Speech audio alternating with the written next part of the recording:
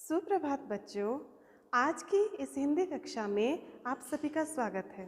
हमने पाठ 6 कविता मौसम आते और मौसम जाते यह कविता हमने पढ़ा था।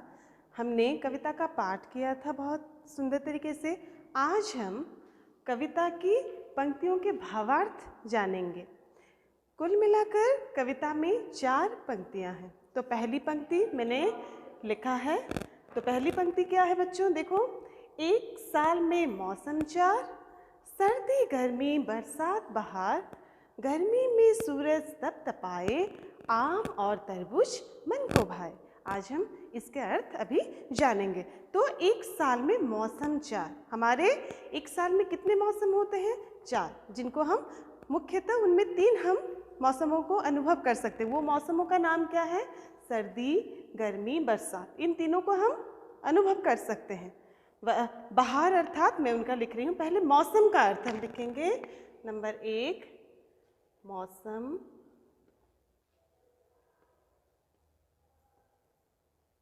का अर्थ है ऋतु। क्या है? ऋतु। नंबर 2, बरसात बहार। बहार अर्थात यहाँ वसंत ऋतु को बोला गया है। बहार,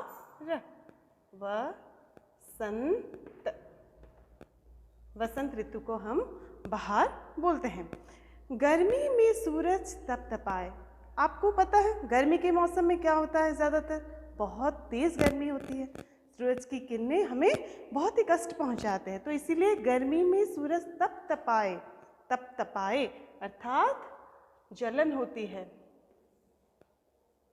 तपपाए, जलन होना।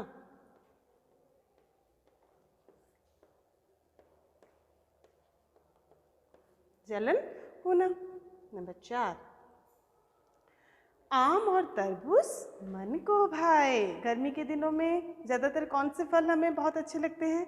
आम, तरबूज, और हम लोग बहुत सारे आइसक्रीम भी खाते हैं, जैसे कि हमारे शरीर ठंडा रहे और हमें बहुत अच्छा अनुभव हो। इसीलिए मन को भाए। भाना अर्थात भाए। भाना शब्द से ही भाए आया है। भाए अर्थात अच्छा लगता है, अच्छा लगना। तो आम और तरबूज मन को भाए। ऐसे बहुत सारे फल होते हैं जो हमें खाने से बहुत अच्छा लगता है गर्मियों के दिनों में। हाँ, हमने पहली पंक्ति में पढ़ा कौन से मौसम के बारे में पढ़ा? गर्मी के मौसम के बारे में। उसके बाद आता है हमारी बरसात की मौसम, और उसी बरसात के मौसम के आधार पर हमारी दूसरी पंक्ति है कविता की। देखिए क्या है? बरसात में बादल जम के बरसे, हम बाहर जाने को तरसे, मोर नाचे पंख फैलाकर, हम तुम भागे नाव बनाकर। तो इसमें बोला गया है बरसात के मौसम में क्या क्या होता है, हम क्या क्या करते हैं।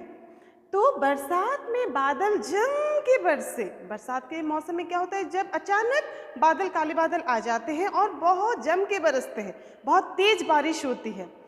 हम बाहर जाने को तरसते हैं, हमारी इच्छा होती है। तरसना अर्थात इच्छा होना। तरसना शब्द से तरसते, तरसना, इच्छुक, जिसे हम बोलते हैं इच्छुक। इच्छा रखना को इच्छुक बोला जाता है। मोर नाचे पंख फैलाकर। और क्या होता है? आप देखे होंगे अचानक बारिश आ जाती है और मोर अपने सुंदर पंखों से नाचने लगती है। जितनी तेज बारिश शुरू होती है उतनी तेज वो बहुत नाचता है। तो आप देखे भी होंगे ज़रूर, मोर का नाचता हुआ देखना आप सभी देखे होंगे ज़रूर। फिर हम तुम भागे नाव बनाकर। हम इस मौसम को कैसे हम मज़े लेते हैं? इसमें छोटे छोटे कागज़ के नाव बनाते हैं। मुझे लगता है आप सभी को ज़रूर पता होगा कैसे नाव बनाते हैं, क्योंकि अभी तो हमारी बारिश की मौसम ही चल रही है और आप भी इसी का आनंद अवश्य ले रहे होंगे। तो यही है इस दूसरी पंक्ति की खासियत कि बरसात के मौसम में मोर का नाचना और साथ में हम मज़ा जो करते हैं कागज के नाव को लेकर, उसी के बारे में दूसरी पंक्ति में बताया गया है। फिर हमारा तीसरा पंक्ति कविता की आती है। तीसरे पंक्ति में अभी कौन सा मौसम के बारे में बताया गया है बच्चों? सर्दी का मौसम। पहले हमने पढ़ा गर्मी का मौसम, उसके बाद बरसात के मौसम, अभी बारी है सर्दी के मौसम की। तो पंक्ति कुछ इस प्रकार, फिर आता सर्दी का महीना, मुश्किल है भाई ठंड में जीना, स्वेटर मफलर दे दो माई, और रात को मोटी रजाई। जाहिर है सर्दी के दिनों में क्या होता है बच्चों? क्या अनुभव होती है? बहुत ज़्यादा ठंड, नहीं बहुत, इसको जाड़ा का मौसम भी बोलते हैं। बहुत ज़्यादा ठंड, चाहे दिन में तो हमें सूरज की ताप मिलती है, किरणें मिलती है, पर रात में बहुत ठंड होती है। इसी की वजह से देखो, फिर आता सर्दी का महीना, मुश्किल, एक शब्द आया है मुश्किल। क्या आया है शब्द बच्चों इस पंक्ति में? मुश्किल। ध्यान रहे इसका उच्चारण है मुश्किल, और जिसका अर्थ है बच्चों कठिनाई। कठिनाई। मुश्किल है भाई ठंड में जीना। ये जो ठंड है बाप रे बाप, इसमें हमें जीना हमारा मुश्किल हो जाता है। स्वेटर मफलर दे दो माई। क्या पहनते हैं हम लोग? जाहिर है स्वेटर पहनते हैं, मफलर पहनते हैं। तो इसीलिए स्वेटर मफलर दे दो माई। माई अर्थात यहाँ पर एक नया शब्द है, माई अर्थात माँ। हम अपनी माँ को मांग रहे हैं कि माँ दयापूर्वक हमें स्वेटर और मफलर दे दो, ताकि हमें इस ठंड से मुक्ति मिले, हमें थोड़ा गर्मी मिले। और रात को मोटी रजाई। रात में हम क्या करते हैं? रजाई के सहारे हम सोते हैं। और रजाई किस प्रकार होती है? मोटी, ताकि हमारे ठंड दूर हो, हमें थोड़ा गर्मी का अनुभव हो, ताकि हम ठीक से चैन से सो पाएं। तो इसी प्रकार सर्दी के मौसम में क्या क्या अनुभूति होती है और किस प्रकार हम उससे बचते हैं, इस पंक्ति में बताया गया है। अभी हम चलते हैं चौथी पंक्ति पर। कविता की चौथी पंक्ति में है, सर्दी गई वसंत है आया, बदल गई धरती की काया, रंग बिरंगे फूलों की माया, सबके मन को वसंत है भाया। अभी अंतिम मौसम हमने पढ़ा था, जिसको बहार भी कहा जाता है, और उसका अर्थ है वसंत, जो ऋतुराज के नाम से जाना जाता है। सब ऋतुओं के राजा क्यों? क्योंकि उस मौसम में चारों तरफ हरियाली होती है और धरती बहुत सुंदर बन जाती है।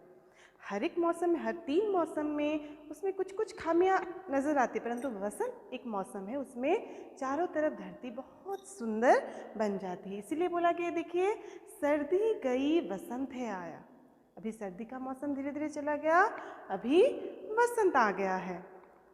बदल गई धरती की काया। धरती एक शब्द आया है बच्चों, धरती अर्थात पृथ्वी, हम जहाँ रहते हैं, पृथ्वी। ठीक से उच्चारण कीजिए, पृथ्वी। धरती की काया अर्थात शरीर। काया का मतलब है शरीर, शरीर, शरीर। तो बदल गई धरती की काया इसलिए बोला गया है कि जब वसंत का मौसम आता है, चारों तरफ पूरा हरियाली छा जाती है, धरती पूरा सुंदर दिखने लगती है, पूरा परिवर्तन आ जाता है इसी में। रंग बिरंगे फूलों की माया किस प्रकार वो परिवर्तित होती है? देखिए, बोला गया है रंग बिरंगे फूलों की माया। चारों तरफ तरह तरह के रंग के फूल खिल उठते हैं, पेड़ पौधे हरियाली हो उठते हैं। तो इसीलिए पूरा धरती का चित्र, जो चित्रण पूरा होता है, वो परिवर्तित हो जाता है। सबके मन को वसंत है भाया।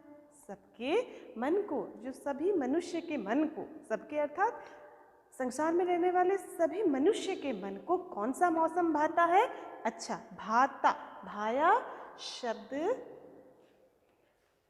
भाया यह अर्थात अच्छा लगा या अच्छा लगना। इसीलिए सबके मन को, मन अर्थात हृदय, दिल, मन को और क्या कहते हैं? दिल या हृदय। मन, दिल या हृदय कहा जाता है। तो सबके मन को यह वसंत ऋतु है भाया। सबके दिल को इस मौसम ने चुरा लिया। क्यों? कारण क्या है? क्योंकि इस मौसम में ही चारों तरफ हरियाली छा गई, चारों तरफ सुंदरता छा गई और धरती बहुत ही सुंदर बन गया। तो हमने चारों पंक्तियों में चारों मौसमों के बारे में हमने जाना, उसकी खासियत हमने जाना, किस मौसम में कौन सा फल हम खाते हैं, किस प्रकार हम उस मौसम को अनुभव करते हैं, किस प्रकार हम उसमें मज़े लेते हैं, सब कुछ हमने जाना। तो यहीं पर मैं अपनी कविता का भावार्थ ख़त्म करती हूँ। आप इसे बहुत सुंदर तरीके से याद करें और आप भी भावार्थ को बोलने की कोशिश करें। धन्यवाद।